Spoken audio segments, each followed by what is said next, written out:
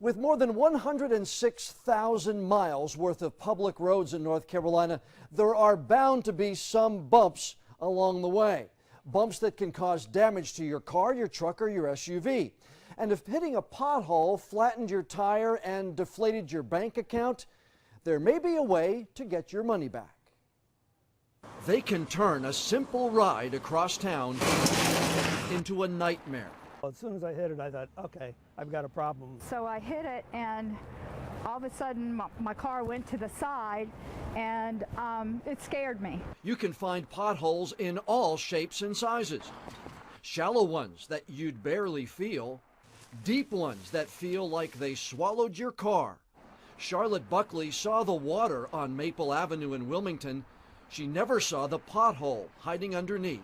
And there was a car coming this way, and even if I would have known, if the rain wouldn't have been there, I could have went over in the other lane a little. Right. But I didn't know that it was there.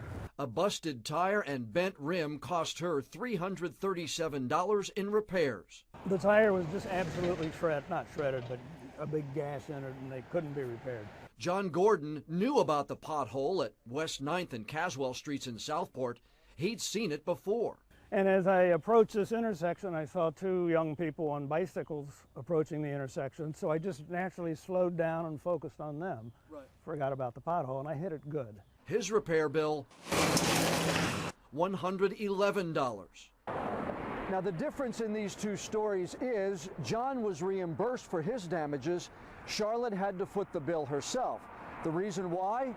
Well, weeks before he hit the pothole, John had already reported it to the DOT. They filled it up on a temporary basis initially. It doesn't last long when they do it that way. The first rain washes it out. Right. And I think they did that twice, but it was already washed out again when I hit it a couple of weeks later. The state doesn't cough up the cash in these cases very often.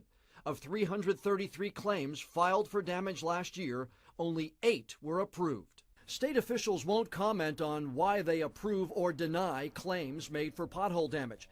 But based on records we obtained, it appears the state's policy is similar to the city of Wilmington's. If we have knowledge that the condition exists and we don't do anything about it in a reasonable amount of time, we would accept liability for that damage. But if we have no notification that the condition existed, then we don't have an opportunity to fix it. A reasonable amount of time, Jack says, is 24 hours. I'd like to report a pothole, please. While interviewing Charlotte, we noticed a good-sized pothole not far from the one she hit. We are in the 4800 block of Maple Avenue. That's the takeaway here. If you see a pothole that looks like it can do damage, report it. If you can, take pictures of the pothole in the tire or whatever, and follow it up. If I see a pothole like that, I automatically note it, and I will call.